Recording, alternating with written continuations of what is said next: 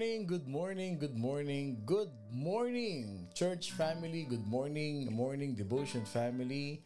Kamusta po kayo lahat? How is everyone and how is everybody? I hope and I pray na lahat tayo ay nakapagpahinga ng maayos, nakatulog ng mahimbing kagabi, because today is another day that the Lord has made.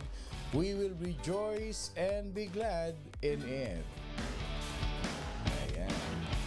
Kamusta po ang bawat isa? Kamusta ang ating mga kapamilya? No? Ay yung mga nagda-drive dyan, ingat-ingat kayo sa kalsada.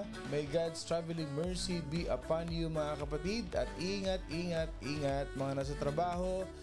Make sure that you're wearing your mga headset.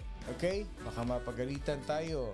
Okay? Pwede rin manood ng replay kung hindi talaga po pwede. Ayan. Magandang umaga sa inyong lahat. Ako po si Pastor Bong. Bumabati na isang mapagpalang Tuesday morning sa ating lahat. Kindly share our morning devotion. Itagpo ninyo inyong mga kaibigan, mga kapamilya, so that they can hear as well the good news of the Word of God at mapakinggan nila ang kagandahan ng salita ng Diyos. Mga kapatid, continue to spread the gospel to many people. Reach people, unite them with the church. Ayan. Binabati ko po ang lahat ng mga nakikinig sa atin dyan sa Pilipinas. Magandang gabi po sa inyo mga kapatid. Binabati ko yung mga kapatid nating OFW sa Middle East, sa Hong Kong. Magandang gabi po mga kapatid natin dyan sa Europe, sa Italy, sa France. Kapatid natin sa Canada, sa Alaska, sa Australia. Magandang araw. Indeed, we are blessed by God. Mga nagse-celebrate ng birthday, happy birthday sa inyo mga kapatid. Happy birthday. Palakpakan natin ang ating mga birthday celebrants for today. Happy birthday sa inyo mga kapatid. Ayan.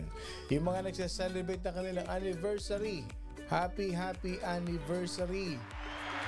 Yan sa mga kapatid natin. Many more years of celebration to come sa buhay ninyo, mga mag-asawa natin dyan. Okay? At dumako na tayo. Let's move on forward sa ating early bird for today. Okay? Ang ating early bird for today is none other than si Sister. Dating nasa Las Vegas pero ngayon ay nasa LA na. Si Ate Marisa Galve Wong. Congratulations, Ate Marisa. You are our early bird for today. I-claim mo yung prize mo kay Lord mamaya. Ibibigay ni Lord sa iyan 11:21. Congratulations, Ate Marisa. At ang ating second runner-up ay si... Okay. Ang second runner-up natin ay si Sister Gracie Zacarias Infante. Congratulations, Sister Gracie. You are our second runner-up for today. Okay. Basahin muna natin yung comment ni Ate Marisa. Blessed morning, Pastor Bong and morning devotion family. God is good all the time. Okay, si Gracie, Gracie Zacarias Infante, wala yung comment niya. Okay, pero siya yung second runner-up natin. At ang ating third runner-up for today, palakpakan natin, si Dr. Casey, si Doc Casey Sagun. Congratulations, Doc Casey. Blessed day to everyone. God is good all the time. Thank you, Lord. Ayan, ang ating top 3 for today, si Sister Marisa Galve Wong, Gracie Zacarias Infante, at si Doc Casey Sagun. At sabi nga ng ating kapatid dito, sabi niya, God is good all the time. We are blessed by God. Mahal na mahal kita, Panginoon. Kailanman hindi kita ipagpapalit.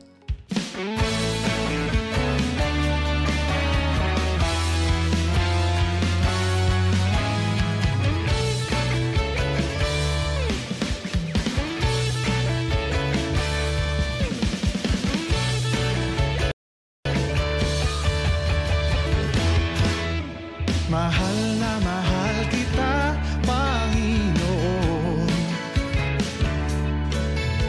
Mahal na mahal kita, Panginoon.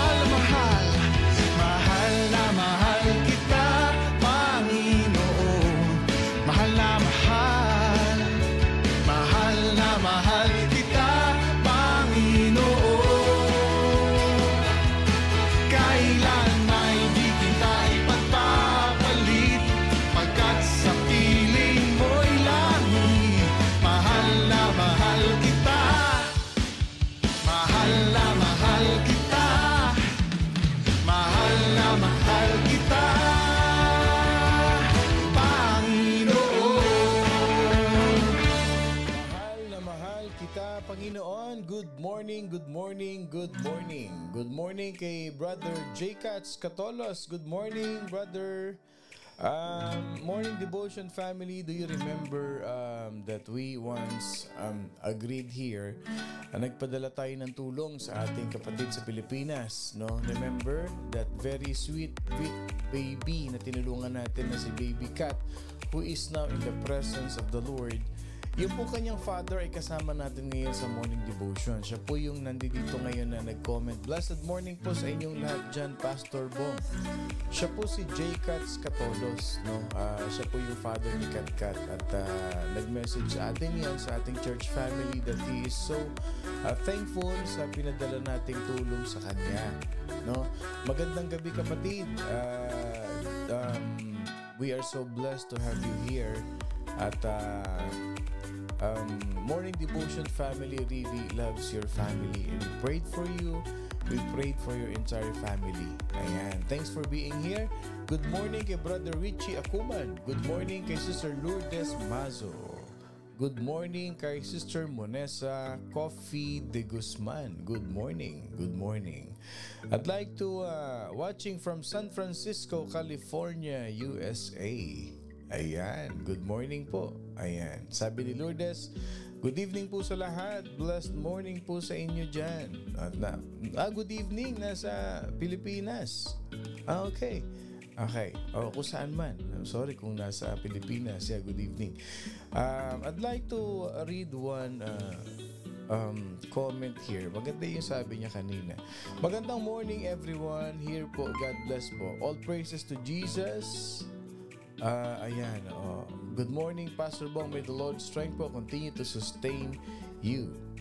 Okay. Salamat kapatid. Thank you kay Sister Desiree. Okay. Ayan. And I've read one here. Galing kay Marjorie de Guzman. Sabi niya, remember who you are. Don't compromise for everyone. For any reason, you are a child of the Almighty God. Live that truth. Good morning to all po. Have a blessed day. Ayan. Salamat kapatid. As we continue our morning devotion, we are now in the New Testament na pinag-aaralan natin. Continue to share, tag your friend mga kapatid. At tinan mo yung mga kapatid natin. Good morning kay Gara Francisco. Good morning. Nakita ko si Juliet, nasa daw siya, nasa Buffalo, watching from Buffalo, New York. Ako, maraming dyan. Maraming buffalo dyan. Mag-iingat ka kapatid. Baka buffalo wings yan. Ingat. Yan ang morning devotion family. Wherever we are, we really have that hunger, that thirst to hear the word of God every morning. Pag nasanay na tayo na nakikinig tayo ng salita ng Diyos, hinahanap-hanap na natin yan. Even as the Bible says, ang sabi ng Bible, yung ating thirst, yung ating hunger to the Word of God, dapat ganun din kung paano tayong nagugutom sa pagkain, ganun din dapat sa salita ng Diyos. Amen to that, no? Kaya, prepare our hearts as we come unto the presence of the Lord at the feet of Jesus. Tayo ay magwo-worship kay Lord. Prepare our hearts, our minds, our whole being, and offer ourselves as living sacrifice sa pag-awit natin. If you have any prayer request, just type in the comment section right after the worship song, mga kapatid. Ipagpe-pray po natin yung mga request nyo na yan. Sabi ni Kuya Ray, pa-shout out po, Pastor Bong. Ayan, shout out sa iyo kapatid. Ayan. Let us all come to worship our living God.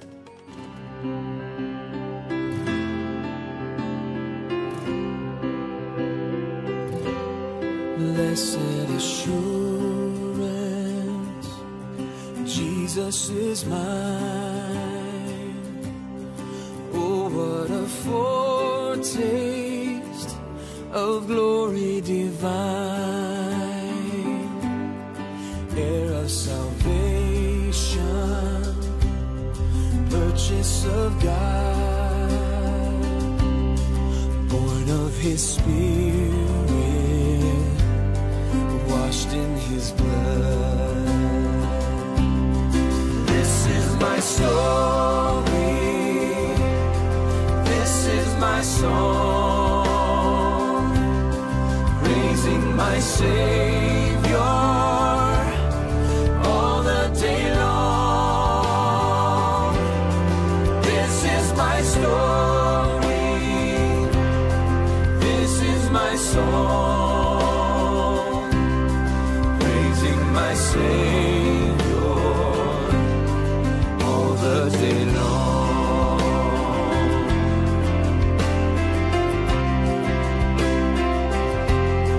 Perfect submission, perfect delight,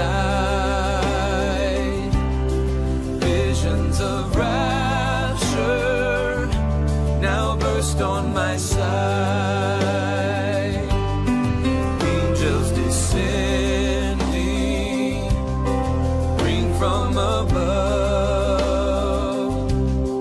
echoes of mercy, whispers of love.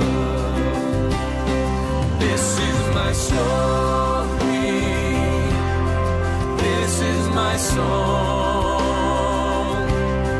praising my Savior all the day long. This is my story, this is my song, praising my Savior all the day long.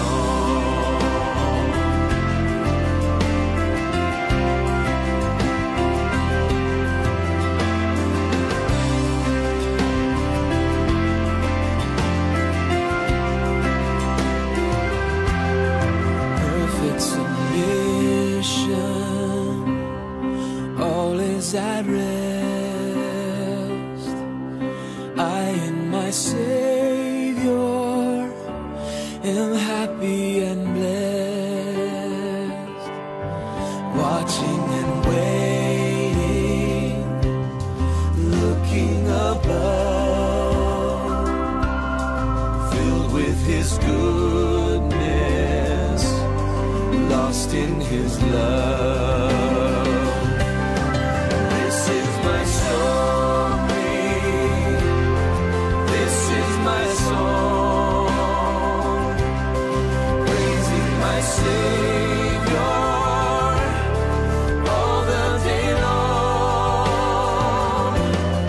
This is my story, this is my song, praising my Savior all the day long, praising my Savior all the day long.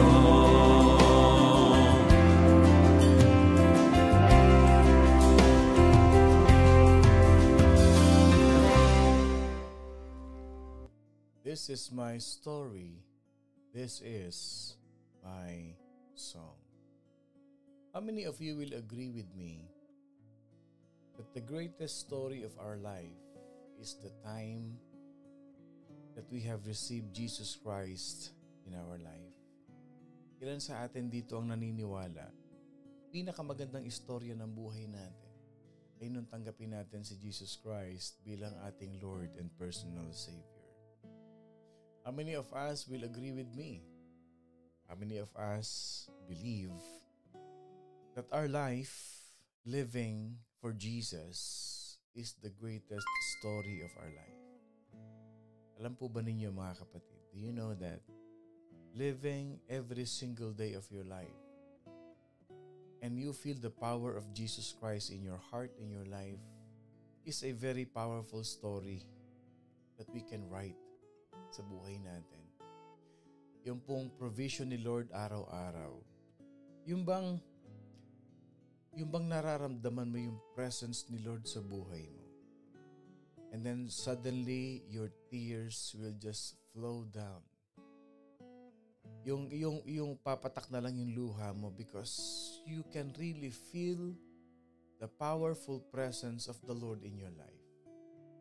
Yung mga storya ng buhay natin, the story of our life that many times there are rejections, there are frustrations, there are disappointments in our life, but God is real and God is good and God is so loving and God is so powerful that He intervene in your life at naramdaman mo yung pagkilos ng Panginoon sa buhay mo.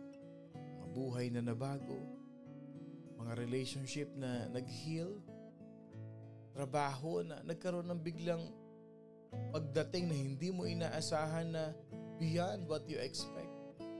That is our story. Yung dark past natin is just a part of the scene ng buhay natin. But the real story of our life is the story that we have in Jesus Christ. The reason why we are reaching out many people is because some people think that the basis of the journey of life is how long the journey in their life, gaano karami yung kanilang experience, gaano karami yung kanilang mga pinagdaanan. No. The real basis of life is who is with you during your journey. Yan ang basihan ng buhay. Kung sino ang kasama mo sa journey ng buhay mo. Kasi pag kasama mo si Jesus Christ sa buhay mo, no matter how long the journey is, mai-enjoy mo yung journey mo kahit may ups and downs kasi God is with you. And Jesus is in our life. Kaya tayo may mga prayer requests. Sabi ni Desiree, broken, made whole. Kaya tayo may mga prayer requests kasi pinalakas tayo ng Panginoon. That is why we can pray. And through prayer of one family, yung panalangin natin dito bilang isang pamilya, mga kapatid. And many times, God never fail. Dinidinig niya ang panalangin natin. Let us pray. Heavenly Father, we thank you for this wonderful, amazing Tuesday morning that you've given us. Saan man kami naroon, Panginoon, umaga, gabi, madaling araw man, Panginoon, it is indeed a very blessed day to us. Praising our Savior, worshiping in spirit and in truth, na habang nagpe-praise kami kanina, Panginoon Diyos, ramdam namin yung presence mo sa amin, Panginoon. Habang nagwo-worship kami sa iyo, Lord God, we can feel that powerful story that you are imparting us, Panginoon Diyos. That powerful story really lies in you. Salamat, Panginoon, sa araw-araw na buhay na pinagkakaloob mo sa amin. Salamat sa kalakasan na patuloy mong pinahihiram sa bawat isa, Panginoon Diyos. At hindi lamang yun, Lord, binibigyan mo kami ng healing at kagalingan sa aming mga buhay. Ano man ang aming pinagdadaanan, whatever it is that we've been going through, Father God, we thank you for your goodness. We thank you for your mercy and we thank you for your grace. Thank you for this morning devotion family. That every time we gather, every morning, every day, Lord, we can really feel that powerful manifestation presence that is moving within us. Because we know, Father God, that your arms are not that short to reach people no matter where they are, no matter who they are. Mga kapatid namin sa Pilipinas, Panginoon, samahan mo sila, yakapin mo sila, Panginoon. Even to those of us here sa morning devotion, prepare our hearts, Lord God. Meron man kami mga prayer request, Lord. Itinataas po namin sa iyo ngayong araw na ito. We lift up to you si Charlene Batas. You know her condition. Alam mo ang pinagdadaanan ng anak mo ito, Panginoon Diyos. Hindi namin alam. You can feel what she feel. And you know, Lord God, that we know that you are the greatest physician who can ever help us to be healed. Even sa lahat ng kapatid namin ngayon, Panginoon, na nakikinig. Meron man kaming nararamdaman. Let your powerful healing be upon us. And let your Spirit guide us, Lord God, into the truth that you are our mighty Savior, our mighty healer, and mighty Lord. Salamat, Panginoon. Ihanda mo aming mga puso at isipan sa pakikinig namin ng iyong mga salita that will really encourage us and inspire us, Lord God, to serve you more to love you more, and to praise you and worship you in our life. Salamat, Panginoon, sa mga kapatid namin. Lord, may you heal us, Lord God. Pinagpe-pray din namin, Panginoon, si Rodolfo Dominador. By your powerful healing, they will be healed. We lift up everything to you, and we declare the devil powerless in our life, Lord God. As we pray all of these things, declaring your goodness and favor will be showered upon us, especially yung healing power mo, Panginoon. In the name of the Father, the Son, and of the Holy Spirit, in Jesus' mighty name, this is our prayer. And all God's people say, Amen, and Amen, and Amen.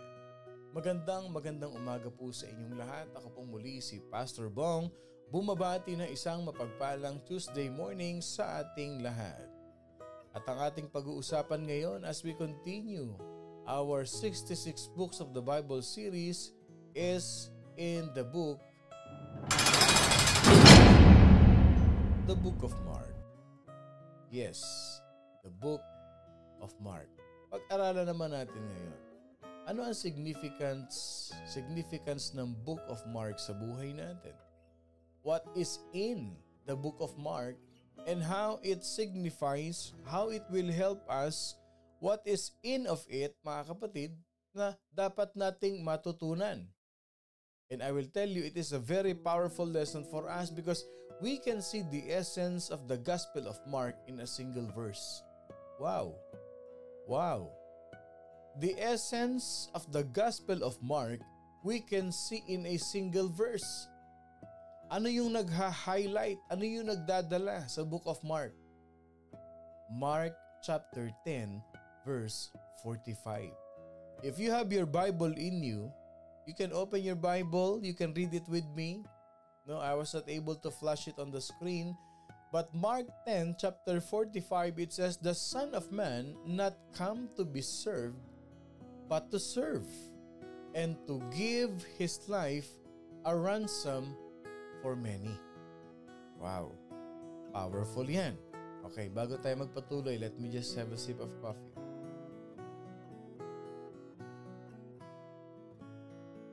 Mark chapter 10 verse 45 is the highlight, the essence of the Gospel of Mark. Ito yung pinaka-heart ng libro ng Mark, ng Gospel of Mark.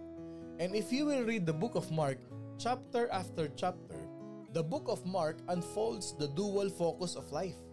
Okay, bakit yan Mark chapter 10 verse 45 ang pinaka-essence, okay, o substance ng book of Mark? Because every chapter, isa lang ang focus ng book of Mark. No? Dual focus. Okay, ito yung dalawa. Service and sacrifice. Yes, that's the essence, the dual focus of the book of Mark. Service and sacrifice. Even the book of Mark chapter 10:45 na binasa natin, you can see service and sacrifice. The Son of Man not come to be served, service, but to serve and to give His life a ransom for many, sacrifice. Okay, nabasa na natin ang buong book of Mark. Yan ang essence ng book of Mark. Mark portrays Jesus, ibig sabihin, inilahad ni Mark, he wrote about Jesus as a servant on the move. That's the heart of the matter. Mark portrays Jesus as a servant on the move. And instantly responsive Jesus as on the move while doing His earthly ministry. Jesus instantly responsive to the will of His Father. Na lahat ng ginawa ni Jesus Christ is based upon the will of the Father. What did He do? Preaching, teaching, and healing. Yes, the primary ministry ni Jesus Christ sa lupa, nung siya'y dumating sa lupa, is what? To heal the sick, preach the gospel, cast out demons.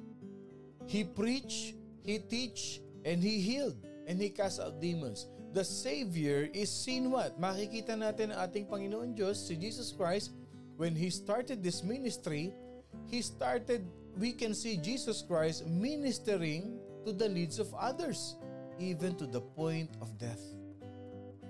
Yung service ni Jesus Christ, the way He served, and the way He sacrificed Himself to the needs of others, even to the point of death, hanggang sa yung sarili niyang buhay ibinigay niya sa atin. Now, after the resurrection, in the book of Mark, we can see Jesus Christ commissioning His followers. Ito na, nung siya ay nag-resurrect, in the book of Mark, makikita ninyo kung paano nag-commission, nagbigay ng assignment, nag-delegate si Jesus Christ. Ano yung dinelegate ni Jesus Christ? To continue His work in His power with His disciples. So His disciples should follow Him as a perfect servant to Jesus Christ. Pinakita muna ni Jesus Christ how He ministered, how He was so obedient to His Father, and after the resurrection, He commissioned His disciples. You have to continue the work that I have started.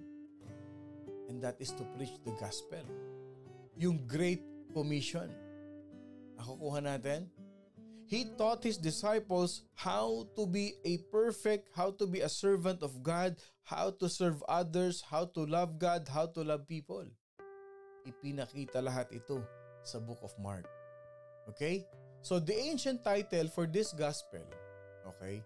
The ancient title, yung unang title talaga nitong book of Mark na ito, ng Gospel of Mark na ito, is Kata Markon. Kata Markon. K-A-T-A-M-A-R-K-O-N. Kata Markon. Ibig sabihin yan, according to Mark. Okay? According to Mark. Now, on a side note, pag binasa natin ang book of Acts chapter 12 verse 12, okay?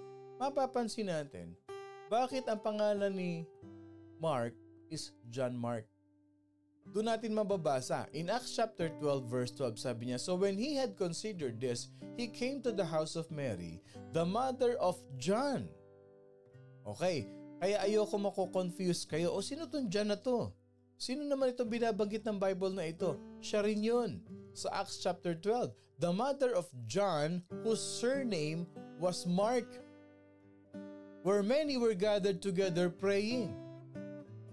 It refers to Mark, John who was also called Mark. Kagaya na sinabi ko sa inyo, like what I have said yesterday, there are many Bible characters who has surnames, who has names, who has nicknames na talagang confusing. Kagaya ni Matthew, in other book, ang pangalan niya si Levi. No? Makikita natin dito yan. So, we should be aware of that. Kasi, sino yung John na yun? Baka si John the Baptist ba yan? Si John the Apostle ba yan? No, same person.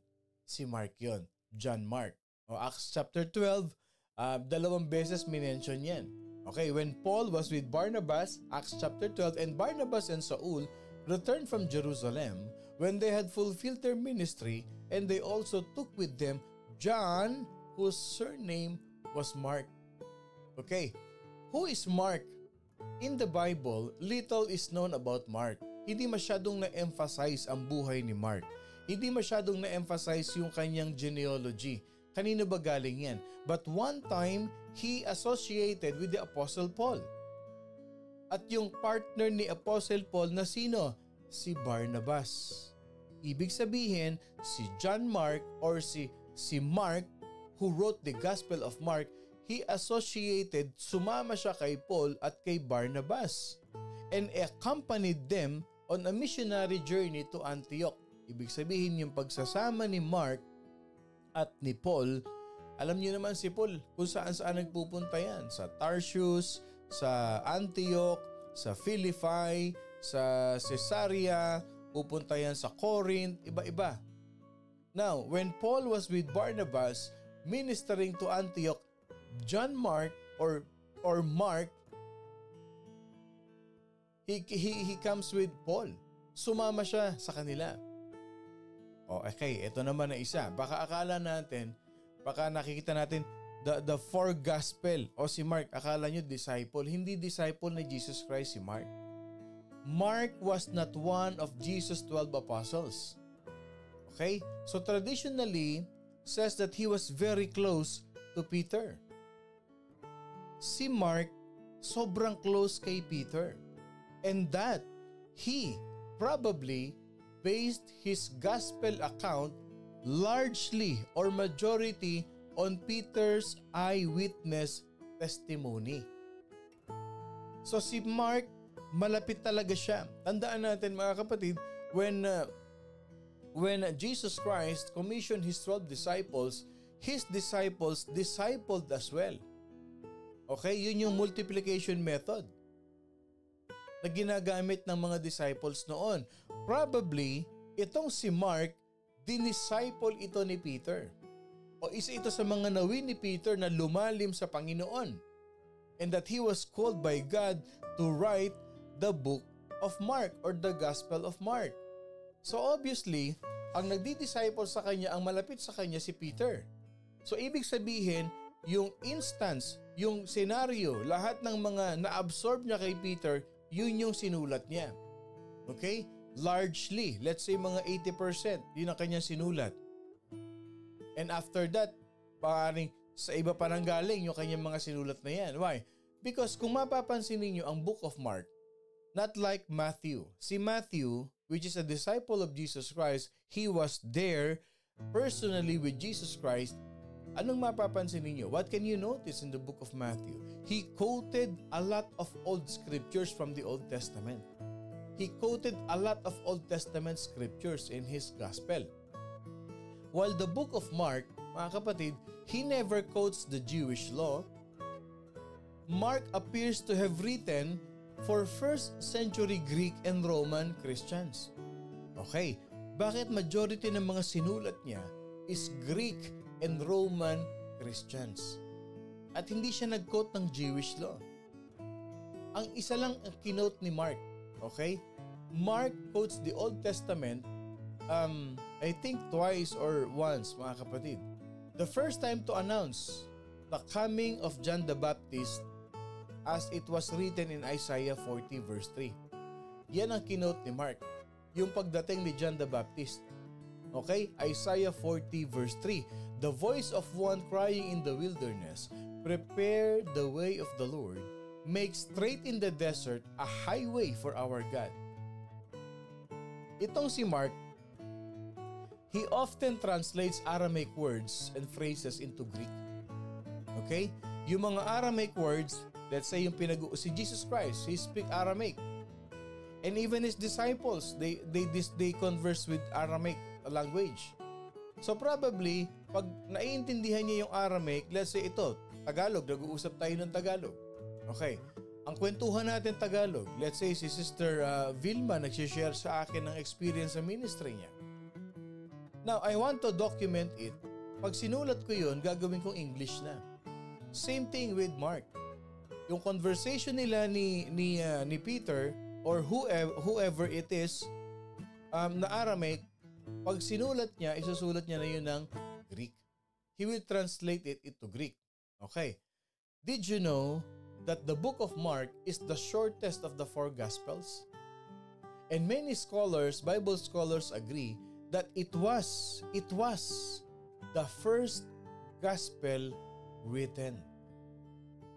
The book of Mark. Okay, kaya kung nagbabasa tayo ng Bible natin, Matthew, Mark, Luke, and John. Okay, tandaan natin, yung sequence sa Bible, hindi yan talaga yung sequence sa sunod-sunod. Hindi. Even the Old Testament. Kaya mapapansin niyo yung istorya ni Isaiah, yung istorya ni Habakkuk, ni Zephaniah, pabalik-balik. O teka muna, nag-exile na sila dito and then babalik na naman ulit tayo. So hindi yan in order. Same thing in the New Testament. It doesn't mean na nauna yung Matthew, pagbukas natin ng Bible, nauna na yung book of Matthew, yan yung unang naisulat. No, it's not true. The book of Mark, based on the Bible scholars, theologians, it is the first gospel written. So other gospel writers likely use the writings of Mark for their accounts. Doon sila nag-base. Okay, example again. Let's say, magsusulat tayo ng isang journal. Okay, But me, I really remember, or I have the basis, I have the proof, I have all the histories na isinulat ko sa book na yon. Now, the other writers of the Gospels confirms. Okay? But not all of them. Parang reference lang ang ginamit dun sa unang sinulat. Okay? Kasi why? Because pagdating natin kay Luke, bukas si Luke ang pag-uusapan natin. Luke is a doctor. He is very keen. Ang mga doktor, detalyado yan. Hindi sila nagbibigay ng judgment ng walang basis. Can I say an amen to that? Yung mga doktor natin dito, ang mga doktor hindi manghuhula yan. Let's say, if you want to get a medicine to be prescribed by a doctor, first, kailangan ka muna mag-lab test. Sasabihin ng doktor, teka muna, titignan ko muna yung dugo mo. Hindi doc, nahihilo lang ako, baka ganito lang ito. Teka muna, before I prescribe you a medicine, I'd like to see the numbers, I'd like to see the result first. Ganyan si Luke magsulat. He wants every detail of the situation of the historical evidences, okay? Mga legal evidences, witness evidence before he wrote it. So ganun kaganda itong Gospels na ito mga kapatid. So Matthew and Luke, okay, are expanded editions. Pag sinabi nating expanded editions, they are weaving in more eyewitnesses accounts and information about the Messiah. Ibig sabihin, the happening, the incident, the events that happened during that time that Jesus Christ was on the earth was completely gathered. Even the smallest matter. Okay, saan siya umupo sa bahay na yun? That certain house when Jesus Christ was preaching and then all of a sudden his family was there.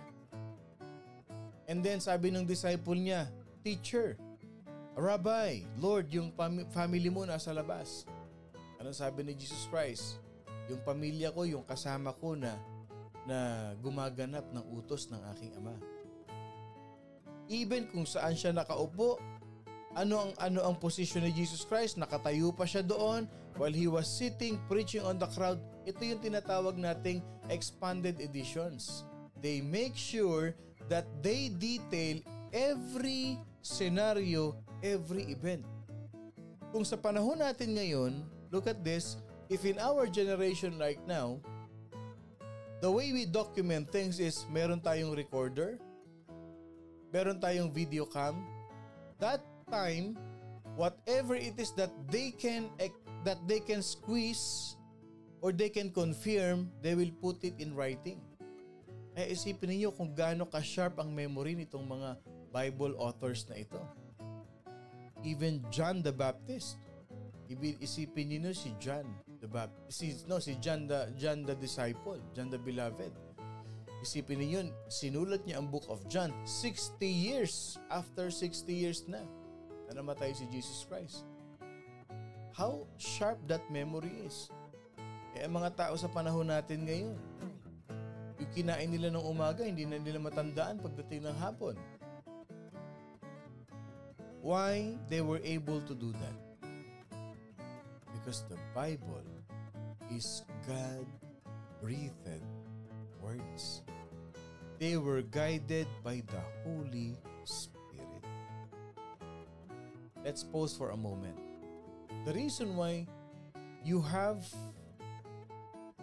to strengthen, you have to dwell in the Holy Spirit is because the Holy Spirit is the one who is getting all the information in your subconscious mind and put it in your what? In your conscious mind. That's true. Hindi niyo ba napapansin? Pag Diyos ang pinag-uusapan natin, pagka kayo nagbabasa ng Bible, every day ng buhay ninyo, every morning, nagbabasa kayo ng Bible niyo, hindi naman ninyo matatandaan lahat eh. Do you agree with me? Yung binasa ninyo, I'll tell you, hindi mo yun matatandaan lahat. Unless you read it over and over and over again and you purposely memorize the scripture. Pero magtataka kayo. You will wonder about the Bible. Why? Because when you are talking to someone, although it is 1 week past na nabasa mo yung verse na yun, but when you are talking to someone, you are sharing the Bible, you are sharing the gospel, you are sharing the goodness of Jesus Christ, di ba all of a sudden, parang umaangat yung Bible verse na binasa mo last week at binibigay mo sa kanya? How many of us experience that kind of situation? Na binasa mo yung verse na yon or napakinggan mo yung verse na yon 1 week ago. But when you are talking to someone, you are sharing the gospel, you are comforting someone, you are ministering to someone, all of a sudden, yung Bible verse na binasa mo na yun, it comes in the surface at naaalala mo yung verse. Yung parang spontaneous na, oo nga yung verse na yun. Kapatid, pakibasa mo nga itong verse na ito. And all of a sudden, yun oh. Yun yung verse na yun na para sa kanya. That verse that is really for that person is really fit. How come? Paano nangyari yun? That is the work of the Holy Spirit. Because you are doing the will of God. And God is equipping you, and God is strengthening you, and God is supporting you. Sabi ni Lord, sige, tuloy mo yan. Babatuhan pa kita ng Bible verse based on what you have read before. Sabi ni Des, it's all the work of the Holy Spirit to teach and remind us. Totoo yan. O ano ang lesson makukuha natin doon? Imbis na magbasa ka ng kung ano-ano, basa ka ng Bible. Fill your hearts, your minds, your thoughts with the powerful word of God. Yan ang dapat nating gawin, mga kapatid. That is how powerful the Bible is, kasi ang author ng Bible, buhay. And the Holy Spirit lives in you. And the Holy Spirit will tell you, teka muna, pause ka muna sa sinasabi mo, bibigyan muna kita ng verse. Nakikuha niyo, mga kapatid. So Matthew and Luke are expanded editions. Yung Matthew at saka si Luke. Okay? They are all detailed information about the Messiah. Mark, however, makes no reference to what? To the genealogy of Jesus or to the virgin birth. Walang nakabanggit sa book of Mark niyan. Hindi niya sinama yung genealogy ni Jesus Christ o yung kanyang virgin birth. At hindi rin isinama nasa Gospel of Mark yung tinatawag na Sermon on the Mount. Wala yan sa Gospel of Mark. Because Matthew covers the Sermon on the Mount in 3 chapters, mga kapatid. So, the book of Mark moves at a very quick pace. Okay. I want you to be keen with reading the Bible. Anong mapapansin ninyo sa book of Mark? Alam niyo ba? Mapapansin niyo, you will often read the word immediately in the book of Mark. Yan ang mapapansin ninyo. Laging may immediately. Okay? So what is the theme of the book of Mark? Jesus Christ, the dedicated servant, is the Savior of the world. Again, service and sacrifice. Yan ang theme ng book of Mark. Sinong author? Si John Mark. Okay, kailan niya ito sinulat?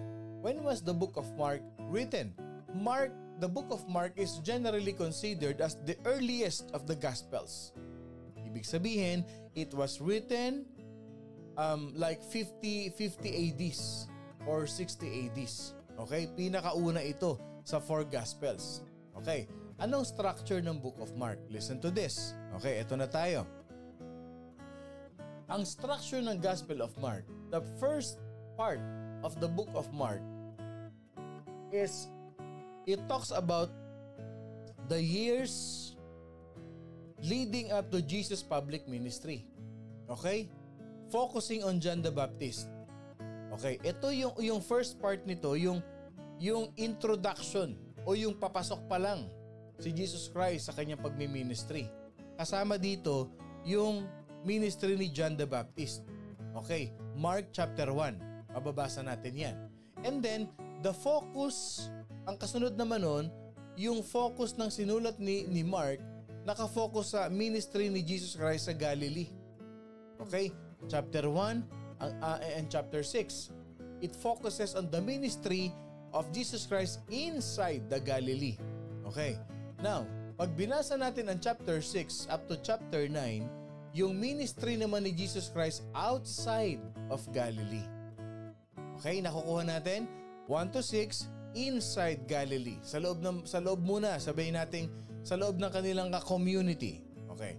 Pangalawa, in chapter 6 to 9, we can see outside, lumabas na siya. Okay, let's say galing siya sa West Covina, pumunta na siya ng Riverside. O kaya pumunta na siya na dito sa may bandang Norwalk. Ito na yon, chapter 6 to 9. And then, yung chapter 9, bumalik ulit siya sa Galilee. Okay? Yun yung final effort ni Jesus Christ. And then if you read at chapter 10, okay? The Gospel of Mark describes Jesus' works inside Judea and Perea. Okay? Kaya sabi ko sa inyo, the theme of the book of Mark is service and sacrifice. Kasi dito makikita natin, we can read in the book of Mark all the ministries of Jesus Christ. And up to what? Up to the leading of Jesus Christ's arrest, crucifixion, and burial. At makikita natin sa chapter 16 ng book of Mark, yung resurrection ni Jesus Christ.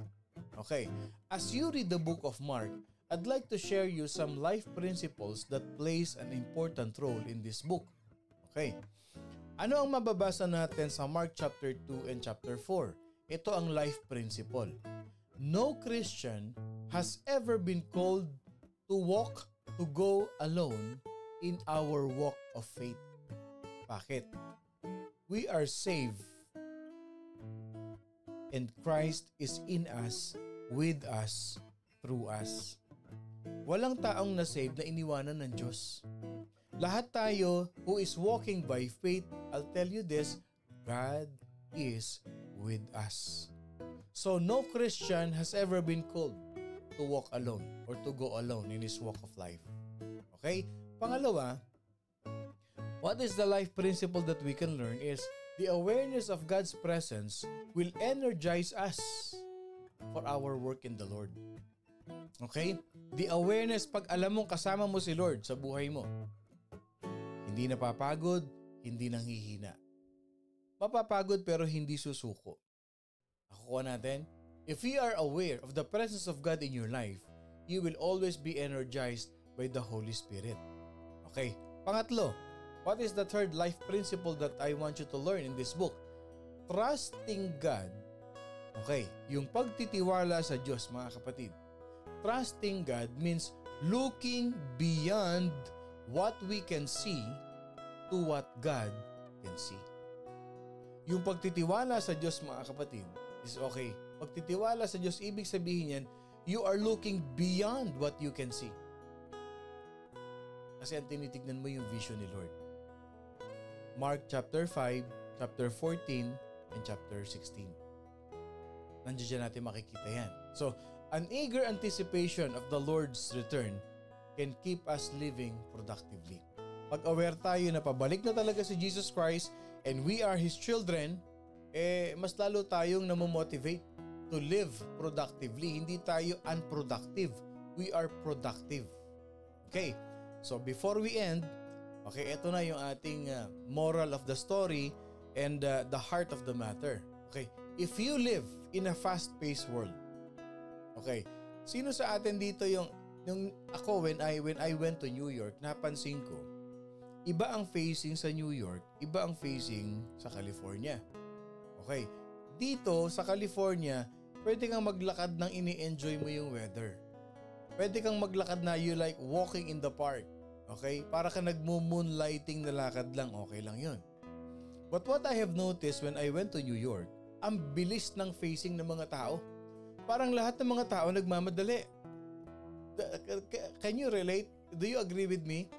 Parang every second counts and every people are rushing for their transportation, for their work, for something, a lot of things. Tapos makikita mo, iilan lang yung parang mga nagmo-moonlighting. When we were in Manhattan, ako ang bibilis ng mga tao. Parang lahat ng tao nagmamadali. Okay, if you are living in a fast-paced world, okay, yan yung Book of Mark. Yan ang Book of Mark. Why? The Book of Mark is fast-paced book. O sabi ni Juliet, nasa New York siya ngayon. O, mawiwindang ka talaga dyan eh. Talaga ang bibilis ng mga tao. Bibilis ng mga lakad nila talaga. No? Because the Book of Mark, yes, I agree. I was there, sabi ni Kabsat. Ang dami nakaka-relate, ano? So, because the Book of Mark, one of his favorite word is immediately. Okay, alam ba ninyo, have you noticed with this? The word immediately, this word occurs 36 times in the Book of Mark in 16 chapters. Ano mapapansin niyo sa Book of Mark? Okay, kaya gusto ko na excite kayong basahin yan para hahanapin yung immediately. Totoo yan. Tignan niyo ha. If you read the Book of Mark, makikita nyo, they immediately left their nets. What else? And immediately, his fame spread throughout all the region. Immediately, many gathered together. Immediately, the girl arose. Mark writes the book with urgency. Even in the first half of the books, he emphasizes what?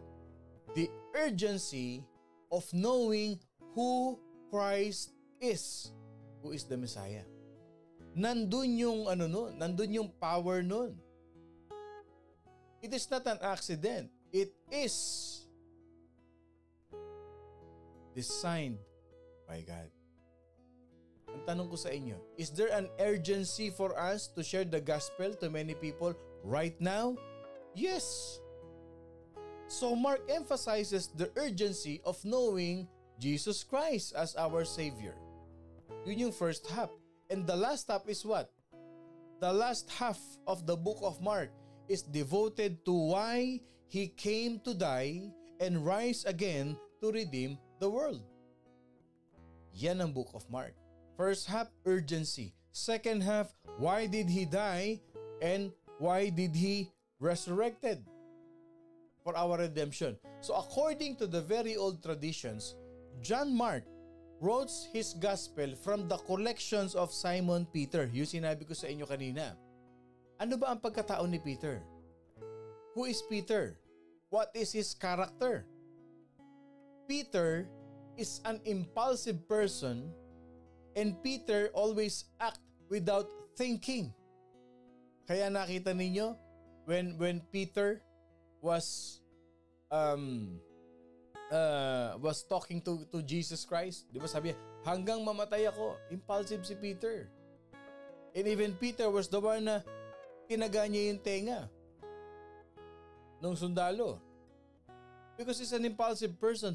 Probably, might be his story telling to Mark or whatever Mark hears from Peter, there is an urgency palagi kasi hyper itong si Peter. He's an impulsive person. At sabi nga ng Bible, many times he's acting without thinking in all that he said, in all that he do. Which helps explain why the Gospel of Mark are filled with urgency. So ibig sabihin, the urgent tone of Mark's Gospel reflects the compelling mission of the Gospel. May purpose yun. Why? We must reach people while we still can before it's too late. Men are destined to die once and after that judgment. Ang tanong ko sa inyo, will you be able to sleep deeply kung alam ninyo na yung mga kaibigan ninyo hindi masasave? Kung alam mo na sarili mong pamilya hindi mo pa nasyashara ng gospel? Even your own family haven't heard the good news of salvation. Kaya there is an urgency, mga kapatid. Alam nyo ba, I did the research, yung tinatawag na mga sociologist. Okay. So sociologist tells us that 120 people die on earth every minute. Wow. Every minute, 120 people is dying. So ibig sabihin, every day, 172,800 people die every day. Isipin natin yan. Somewhere on earth, mga kapatid, 120 plus people have passed into eternity. Na habang nakikinig tayo ng morning devotion, may namamatay. While we were reading our Bible, while we were praying for the Lord, may namamatay. And furthermore, the mortality rate, mga kapatid, for every generation is 100%. Ano ibig sabihin nito? Every child of God should be engaged in a global effort to get the message of Jesus Christ to many people as quickly as possible. Paano tayo mag-uumpisa? You start from where you are. Magsimula ka muna sa mga ka-office mates mo. Mag-start ka muna sa mga kaibigan mo. Mag-start ka sa mga kamag-anak mo. Umuuwi ka ng Pilipinas. Nagbabakasyon ka sa Pilipinas. Don't just think about yourself. Pahinga ako, hayahay, bakasyong grande ako. No, umpisahan mo muna silang, pakainin mo silang lahat. Gather them, make an event, and then share the gospel. Kung maghiwa-hiwalay man kayo, na-share mo yung gospel sa kanila. My question is this, have you done that? Have you ever done that? Lahat tayo dito, I believe in my heart, pag umuwi kayo, you spend a lot of money. You spend a lot of money. Pinakamababa dyan, mga $10,000 or $5,000. Depende kung yayamanin. But my question is this, have you ever tried to reach all of them and unite them with Christ? Not that the reason why you can share your blessing is because God is blessing you. Huwag lang tayong umuwi na parang magpakasarap lang. Let's have the compassion to share the gospel. Ano sinasabi ko sa mga leader na umuwi? Sa church, uuwi ka. Make sure na may mawin kang soul, ha? Especially yung household mo, share mo ng gospel. Church, the eternal destiny of millions depends on our sense of urgency. The world is so fast-pacing. So, let's hurry up in getting the gospel to everyone. I-share natin ang gospel. And what is the key theme? Sorry for the overtime natin. Ha? What is the key theme for our book of Mark? When we become disciples of Jesus Christ, when we accepted the Lord Jesus Christ, we are captured with urgency. Anong urgency yon? To serve others and to share the good news with a needy people. Nung tumanggap tayo kay Lord, hindi lang doon natatapos yung ating trabaho. We should share Jesus Christ to many people. Yan ang theme niyan. So what is our challenge? What is the challenge for us in the book of Mark? Okay, tandaan ninyo. Eternity awaits to all people. Now the question is this, where are they going to spend their eternity? Is it in hell or is it in heaven? That's the question. Where are we going to spend our eternity? So you have to ask God. Ito ang challenge sa atin. You have to ask God, what? To touch, to steer your soul with the urgency of the gospel. Let's ask the Lord to equip us, to strengthen us, to share our faith with someone that you know. Baka yung ka-office mate mo na 13 years mo nang kasama, hindi niya alam Christian ka pala. And you haven't shared the gospel to him.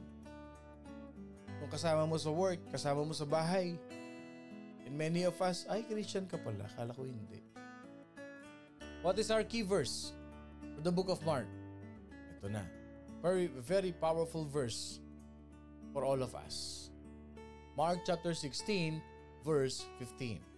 And he said to them, go into all the world and preach the gospel to every creature.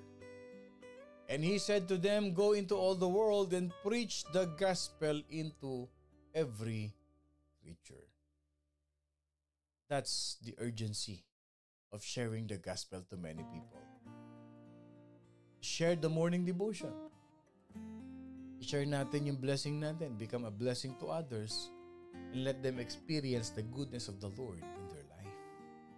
The reason why we are being blessed is for us to become a channel of blessing, to become an avenue to reach people and unite them in the church.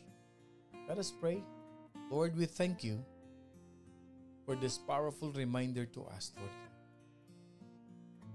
Lord, beginning today, we want to be someone who makes a difference in this world.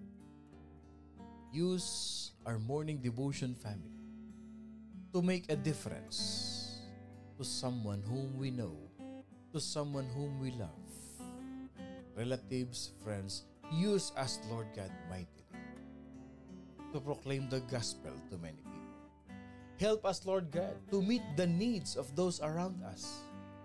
That the reason why you are blessing us is for us to become a blessing to others. Use us as a vessel of your blessing to meet the needs of others. Whether it is a comfort, whether it is whatever it is, Lord God, that we can share. Use us mightily. And Lord, equip us that we may become bold to share the good news with the lost in every opportunity, in every chance that we will have. Thank you, Jesus. Thank you, Lord. As we claim all of these things, Lord, in the name of the Father, the Son, and of the Holy Spirit, in Jesus' mighty name, this is our prayer. And all God's people say, Amen and Amen and Amen. Magandang umaga sa inyong lahat. Ako pong muli si Pastor Bong, bumabati na isang mapagpalang Tuesday morning sa ating lahat. Lagi niyong tatandaan, don't miss the opportunity always to preach the good news and to share the gospel. Your life itself may be a living testimony that you don't need to open the Bible just to share the goodness of Jesus Christ. At wag na wag kakalimutan, we are blessed by God.